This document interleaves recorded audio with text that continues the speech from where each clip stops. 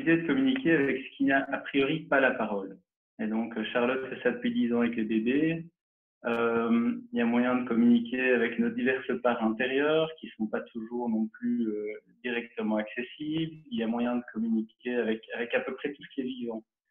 Et là, ce qu'on a réalisé en explorant ce dialogue de cœur à cœur, c'est que une activité professionnelle, c'est un mouvement du vivant avec lequel il est possible de se mettre en lien de cœur et de communiquer. Et pareil qu'avec un individu, il y a un élan de vie, plutôt un élan d'âme, un désir d'accomplissement, un désir de créer ou de co-créer quelque chose.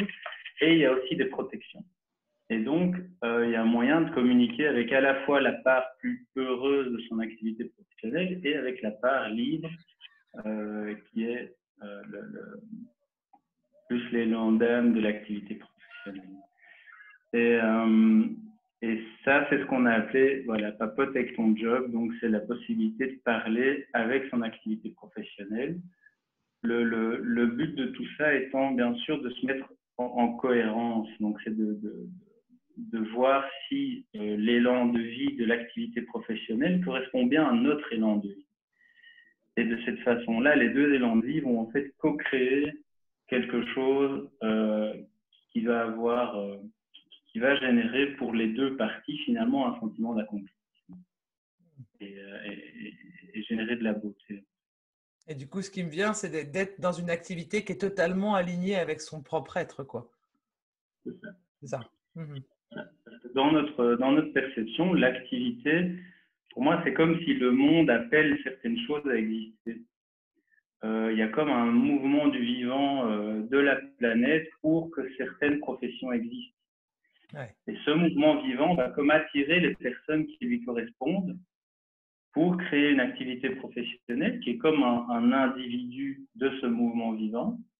Et cette activité professionnelle va plus ou moins correspondre à la personne. Et quand les deux sont alignés, ben c'est là que ça fleurit vraiment pour créer quelque chose d'harmonieux, quoi. Ouais, et puis du coup, ça fleurit, j'ai envie de dire le mot qui me vient, de façon naturelle. Donc du coup, c'est pas comme quand on n'est pas aligné avec son job, c'est dur, c'est fatigant. Alors que si c'est aligné avec soi, c'est juste ça fleurit naturellement et c'est peut être léger et puis en même temps, voilà, facile. Ouais, c'est génial. Moi, je trouve ça. Ça peut aussi être dur et fatigant, bien entendu, hein, mais ça va être vécu comme quelque chose qui coule de source, quoi, qui est fluide, Ouais, c'est ça, ça amène de la fluidité. Alors concrètement, comment on fait pour parler avec son job alors? Charlotte, elle fait ça depuis 10 ans et là, ce qu'on a fait ces dernières années avec les papotes, c'est un petit peu de réfléchir à quelles sont les bases fondamentales des papotes et de comment on peut la transmettre. Et donc, comment est-ce qu'on peut soi-même apprendre à communiquer avec son job, avec ses enfants ou avec ses animaux, etc. Et là, ce qui est ressorti de ça, c'est qu'il y a comme trois grandes étapes. La première, c'est l'ancrage. Et l'ancrage, c'est d'être vraiment là.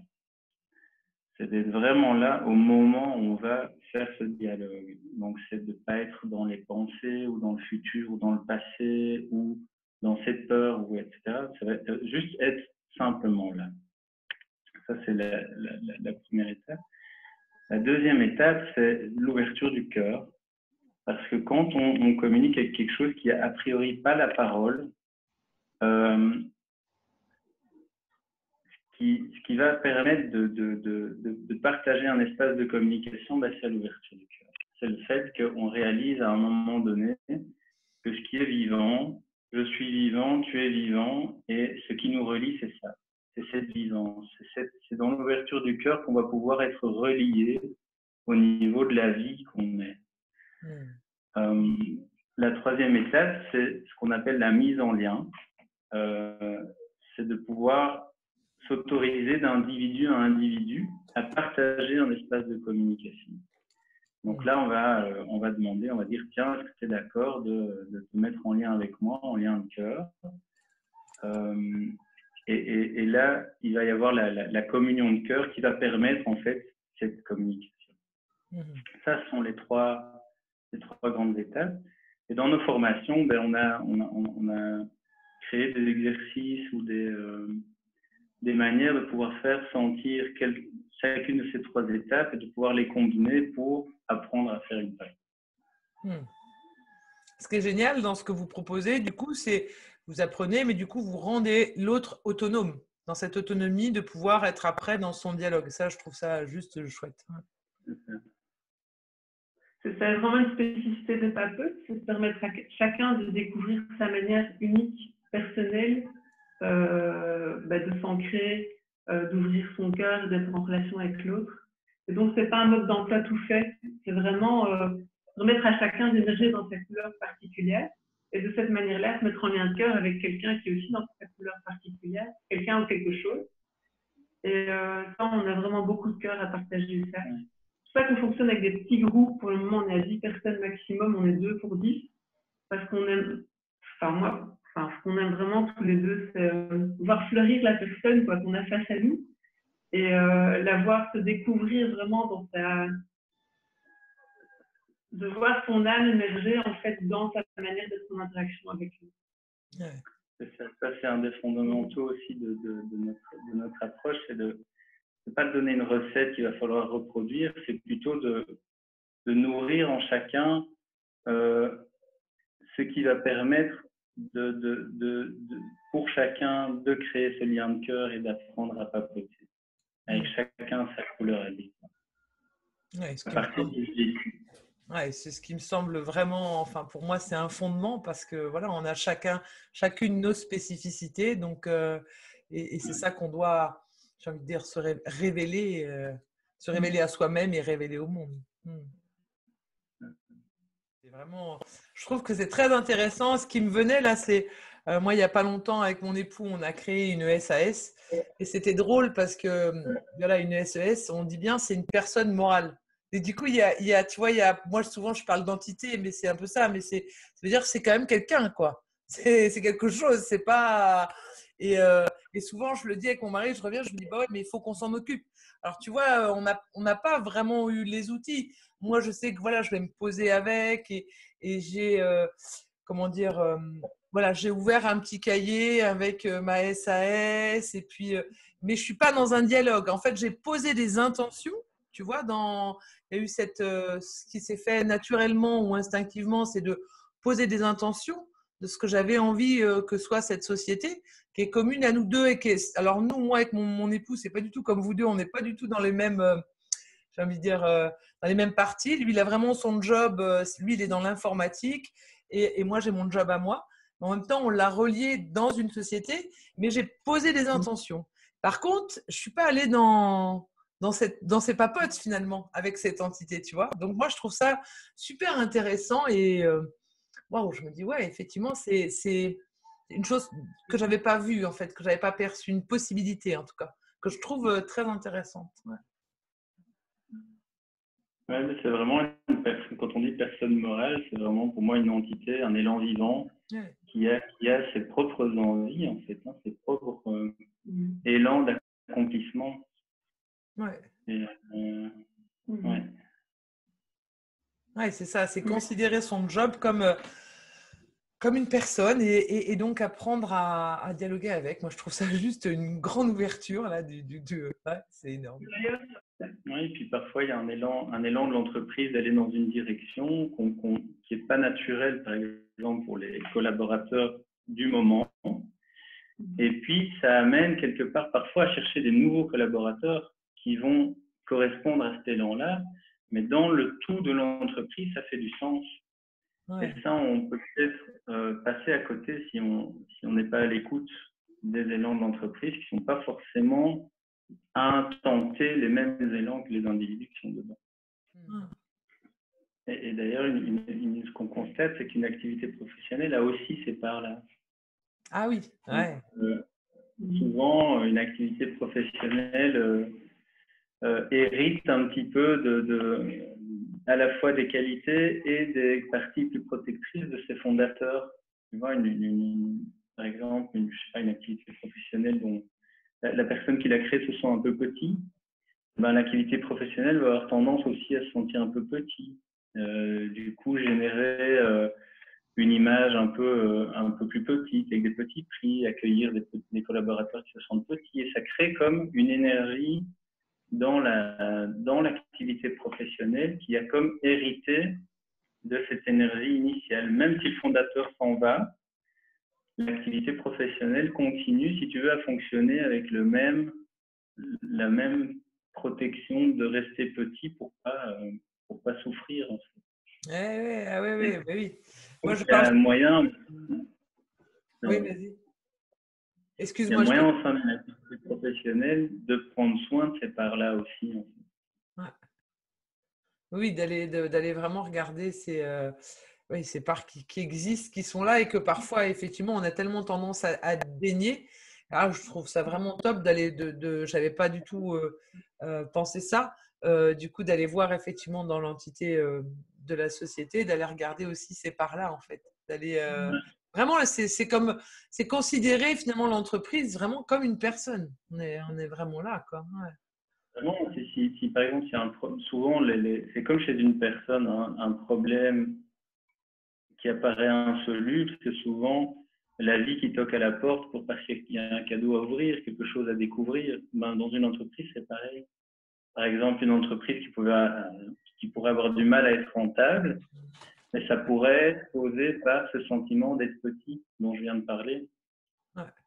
Donc, les problèmes financiers pourraient être simplement l'indicateur qu'il y a quelque chose à aller regarder au niveau de l'énergie qui tourne au sein de la société. C'est des magnifiques explorations à faire.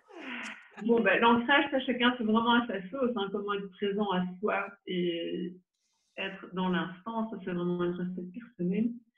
Moi, je sais que je ferme souvent les yeux. Je respire un coup. Je vérifie que je suis bien installée dans mon corps, qu'il n'y a pas de tension. Et puis, quand je me dépose vraiment en moi, j'ai l'impression que je me mets comme dans le petit hamac de mon cœur, quoi. Il y a quelque chose qui se dépose au niveau du thorax. Et je me pose dans mon cœur, dans un grand espace plein d'amour et tout vide comme ça. Voilà, ça c'est mon ancrage à moi, qui correspond aussi à un centrage. Donc c'est, je me réaligne, je réaligne tous mes chakras. Enfin voilà, ça c'est mes vocabulaire à moi, mais chacun vraiment peut faire son ancrage de la manière qui lui correspond. Voilà. Alors, une fois que ça c'est fait, ce que je fais c'est l'ouverture du cœur. Donc c'est vraiment poser l'intention d'ouvrir mon cœur au sommet, bien vivre en famille, et de l'accueillir tel qu'il est, comme un petit trésor qu'il est, et de lui ouvrir mes bras, quoi, vraiment d'être dans l'accueil inconditionnel de qui il est, sans attente, qui que ce soit, quoi que ce soit, comme entité vivante. Voilà. Alors, au niveau énergétique, je sens vraiment qu'il y a comme ma poitrine qui s'ouvre, comme le chakra du cœur qui s'ouvre. Puis voilà, moi je reste là, je profite, toujours très agréable d'ouvrir son cœur comme ça. Et une fois que c'est fait, je vais toquer à la porte du sommet en me présentant, en disant bonjour. Je vais faire en même temps. Voilà, donc je me présente devant le sommet. C'est comme, j'ai toujours l'image d'une maison avec une porte et je fais toc toc, bonjour, c'est Charlotte. Est-ce que tu me donnes l'autorisation d'être en lien de cœur avec toi? Et au sommet, de me dire si oui ou non il a envie d'être en lien de cœur avec moi. C'est peut-être pas le moment, je suis peut-être pas la personne adaptée. Donc lui choisit. Si je le fais en direct, que j'explique. Et il me fait oui, bien sûr. Ok. Voilà, du coup, il ouvre son cœur à mon cœur. Voilà. Et là, on forme comme une entité unique, avec deux cœurs qui ne forment qu'un en même temps. Quelque chose comme ça. Et quand je suis dans cet espace-là du cœur, en lien de cœur avec le sommet, je peux utiliser soit de l'intuition, soit de l'exploration pour lui poser des questions et faire sa connaissance. Alors moi, mon intuition, elle se manifeste par le fait d'entendre directement dans mes oreilles le sommet me parler. C'est ma couleur spécifique. Et j'utilise le test musculaire comme en kinésiologie, l'autotest pour confirmer les informations que j'obtiens. Voilà, alors sommet. Est-ce que tu as quelque chose à partager? Et les mots que j'entends, c'est gratitude, enthousiasme, joie à exister. Et je sens dans mon corps vraiment, c'est difficile à exprimer. Ça, c'est ce que ça lui fait d'exister et d'avoir vraiment été créé dans la matière, de la gratitude, de l'enthousiasme et de la joie. Et la couleur d'âme, au-delà de ce que ça lui fait du sommet, si je lui dis, mais c'est qui toi? C'est qui toi à l'intérieur? Ce que tu veux te présenter? Ça c'est quoi? Je t'écoute. Alors ça c'est amour, compassion, partage. Voilà. Ça c'est ce qui me vient à moi. C'est pas juste, hein, mais en tout cas, quand je fais une papote avec le sommet, c'est vraiment la qualité d'être du sommet. Amour, compassion, partage. Voilà. Et du coup, quand moi je suis en lien de cœur avec ça, ça résonne avec mon âme à moi. Ça me rend moi-même pleinement vivante et ça me donne à fond envie de contribuer, quoi. Ça me donne envie d'être vraiment là et de prendre le temps d'être là à fond, d'être là avec Gérard, de donner notre maximum pour ce sommet qui a une telle vibration à l'intérieur, c'est tellement beau. Donc voilà, donc moi quand j'ai senti ça, je me suis dit waouh, c'est top, top, top. Et puis si je fais la petite démo un peu plus loin, donc une fois que j'étais en lien de cœur avec le sommet, une fois que c'est fini, je ferme la porte. Donc je ferme la porte, je coupe le lien. Je ne vais pas rester en lien de cœur indéfiniment avec tout ça avec quoi je communique. Donc chacun ait sa petite vie chez lui aussi. Donc là, je vais fermer la porte de la relation avec le sommet. Voilà, bientôt. Voilà, donc au niveau énergétique, comme si chacun retournait chez soi. On reste dans le cœur les uns avec les autres, bien sûr, mais chacun retourne dans sa bulle personnelle. Voilà, là, je suis de nouveau chez moi. Puis pareil, je peux me mettre en lien avec mon âme et checker avec mon âme de tiens, est-ce que c'est OK vraiment pour mon âme de collaborer avec Marie-Agnès, sa fille, toute sa famille pour le sommet, avec Gérard. Là, je me mets en lien de cœur avec moi-même et je fais une papote avec moi-même. J'entends un grand oui. Un oui, tu sais, comme quand quelqu'un demande en mariage et que tu fais oui, tu sais, le truc qui fait ouais, c'est bien. La certitude, le truc qui fait à fond. Et voilà, du coup, j'ai checké avec le sommet, j'ai fait connaissance, je me suis présentée, puis j'ai vérifié avec moi. Et voilà, la papote est complète. Voilà. Alors, voilà moi, je l'ai fait avec toi et du coup, c'est juste, ça m'a hyper émue. Tu as limite, c'est tellement fort. Enfin, dans mon corps, je sentais comment ça vibrait, comment ça passait. Et ouais, énormément d'émotions. Ouais, je me sens vraiment touchée profondément.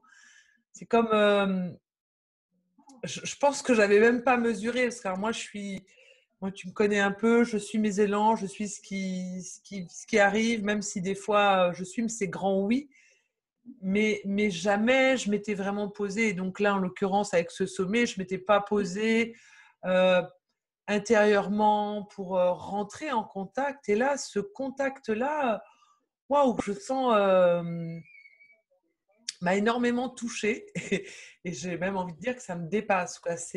Ouais, c'est vraiment quelque chose finalement à expérimenter et je te remercie de l'avoir fait de cette façon parce que là, je pense que j'en prends vraiment toute la mesure et puis j'espère que vous qui avez écouté, que vous ayez essayé aussi de… Je pense qu'on ne l'a pas dit au début, mais que ça pouvait être aussi intéressant de te suivre. Moi, c'est ce que j'ai fait naturellement. J'ai suivi ce que tu disais et de le vivre parce que finalement, des fois, on nous dit des choses, donc les mots, c'est pas la même façon que de le vivre dans son corps. Moi, là, dans mon corps, ça a pulsé, ça a traversé, bon, c'est même encore là. Et ouais, j'ai même plus de mots. Ouais. Bah, écoute, c'est une révolution. Ouais. Merci. Oh, vraiment expérimenté. J'espère que vous qui nous avez suivis, vous avez pu goûter à ce qui s'est passé, mais voilà, j'en ai vraiment aucun doute parce que là aussi, pour moi, cette vidéo, elle est, euh, elle est vraiment une création, voilà, pour le coup de nous trois. Et elle est vibrante. Et même si elle va être écoutée en différé, quel que soit le moment où elle va être écoutée, elle va être porteuse de cette vibration et elle va transmettre, quoi. Donc ça, moi, je suis tellement heureuse de pouvoir offrir ça, en fait. Et ouais, c'est juste merveilleux. Merci.